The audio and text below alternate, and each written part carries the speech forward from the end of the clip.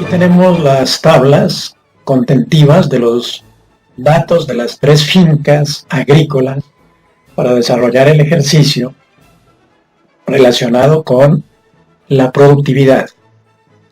Estas tablas, como ustedes pueden apreciar, tienen 1, 2, 3, 4, 5 columnas. En la primera está el ítem, en la segunda el detalle o la explicación, y las 3 siguientes corresponden a las fincas. La A, que es la más grande y moderna, la B, que es la intermedia, y la C, que es la finca pequeña o microempresa agrícola, también llamada minifundio. Entonces, los ítems son los siguientes. Área se refiere a las hectáreas sembradas en el mismo producto o con el mismo producto. En el caso que estamos mirando, el ejemplo es papa. La finca A tiene 1.800 hectáreas sembradas con este cultivo. La finca B tiene 60 hectáreas y la C, o sea el minifundio, 2. Cantidad de jornales se refiere a la masa de mano de obra empleada de acuerdo a los cálculos de los jornales por hectárea multiplicado por el número de hectáreas. Entonces, para la finca A tenemos 216.000 jornales y esos provienen de multiplicar los 1.800 hectáreas que tiene la finca A por el número de jornales que emplea por hectárea en el cultivo del ejemplo. Para el caso de la finca B tenemos 60 hectáreas, ocupa 142 jornales por hectárea para un total de 8.520. Para la finca C tenemos 2 hectáreas, emplea 185 jornales por hectárea para un total de 370 jornales. El valor de la mano de obra. En el ejemplo veníamos trabajando con que el jornal, o sea el día de trabajo, está en 600 unidades monetarias. En total la finca, como ocupa 216.000 jornales y a cada uno le paga 600 unidades monetarias, el total da, multiplicando esto por esto, 129.600.000. La finca B gasta 5.112.000 en jornales, multiplicando 8.520 por 600. Y en el minifundio 370 también por 600 nos da 222.000 unidades monetarias, que sería lo que le cuesta la mano de obra. El costo de los insumos. A la finca A le cuesta más porque utiliza semilla mejorada y por comprar todos los insumos recomendados por el agrónomo. Entonces aquí hay un cálculo para la finca A de 102 millones en insumos, la finca D 2.070.000 y la finca pequeña, el minifundio, 21.000 unidades monetarias. En arriendo, como lo hayamos dicho, aunque sea tierra propia, pues hay que imputarle un precio al arriendo. En todo caso, aquí tenemos unas observaciones y dice lo siguiente: la finca A, por tener tierras más fértiles, paga más arriendo, 10.000 unidades monetarias por hectárea año.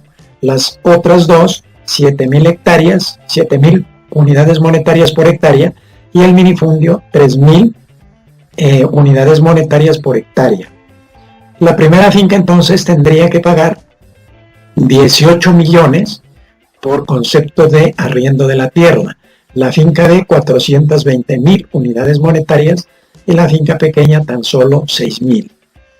En cuanto a depreciación, la finca A tiene que depreciar bodegas, hangares, canales de riego, equipos electrónicos de abonamiento por goteo, tractores de control numérico, carros, avionetas, etc. La finca intermedia, tractores, edificios, una camioneta, tubería de irrigación, cosechadoras, lavadoras, y la finca C, unas palas, una bomba de fumigar, unos machetes y un arado. Entonces, para la finca A, por concepto de depreciación, se le imputan 18 millones de unidades monetarias. La finca B, 210.000 unidades monetarias y la finca C, 1.000 unidades monetarias por concepto de depreciación. En el ítem intereses al crédito por 6 meses que dura el cultivo, A la finca A se le cobra el 32%, lo mismo que a la finca B. En cambio, a la finca C, o sea, al minifundio, se le prestan el 21% atendiendo a la petición de que los créditos sean a bajos intereses para el sector campesino.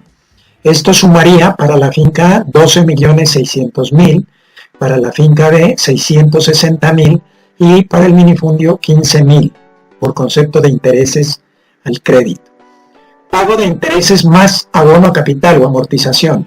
La finca A le prestan 45.000 por hectárea, a la finca B le prestaron 70.000 por hectárea y a la finca C le prestaron 72.000 para responder a sus aspiraciones que el crédito sea suficiente.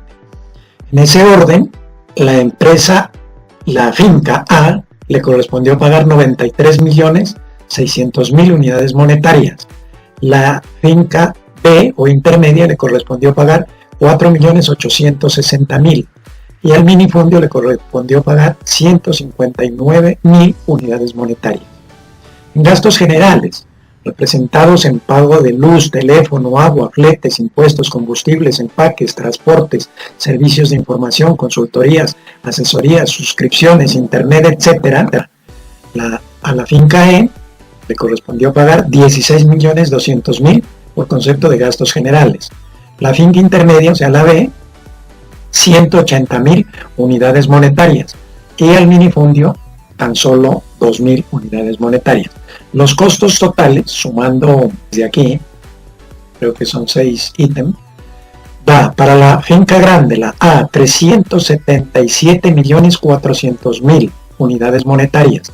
La finca intermedia, la B, le corresponde, o sea, la sumatoria de los costos, es de 12.852.000. Y el minifundio le corresponde 411.000 unidades monetarias. Ahora sí miremos los ingresos. La finca A vende 72 millones de kilos, la finca B 1.500 de kilos, la finca C 24.000 kilos y el gobierno, para satisfacer el pedido de los campesinos, mantuvo el precio de sustentación en 10 unidades monetarias. Por lo tanto, la finca A recibe como ingreso 720 millones, la finca B 15 millones y el minifundio 240.000. La ganancia, restando a los ingresos los egresos, tenemos 342.600 de ganancia para la finca A, 2.148.000 para la finca B y pérdida por 171.000 pesos para la finca pequeña. Con estos datos entonces vamos a trabajar un ejercicio pues muy bonito que nos va a conducir a descubrir la importancia que tiene el manejo de la productividad. Las preguntas están aquí.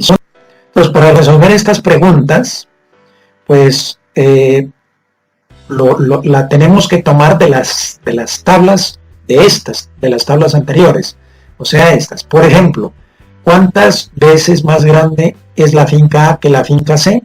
Entonces tomamos el dato de aquí, lo calculamos.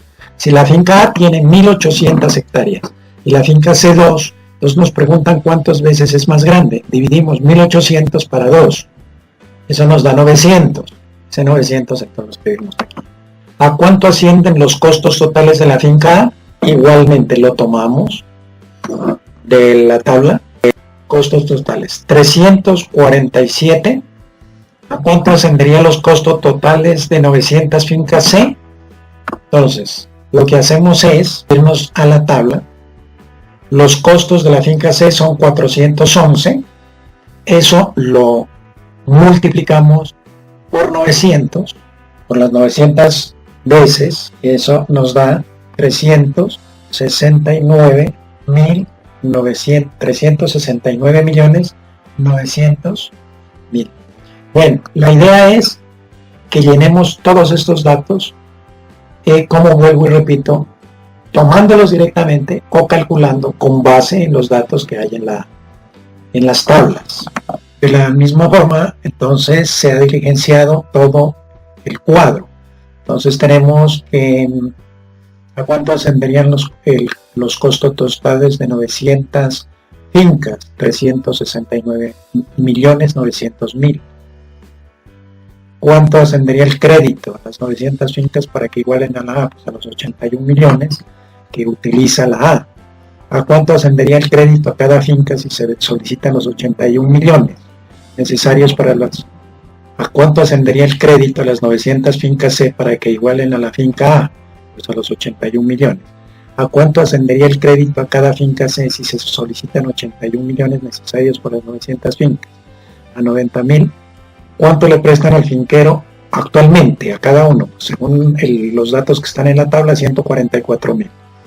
¿Cuál sería el beneficio de las 900 fincas en las condiciones de la finca A? La ganancia ascendería a 380.667 para cada finquero, más el cuadro de los 85.500 de la pérdida que tiene actualmente, que los recuperarían lógicamente, sumaría 466.167 unidades monetarias. ¿Cuánto gana la finca A en un semestre? 342.600.000. ¿Cuánto gana hoy la suma de las 900 fincas?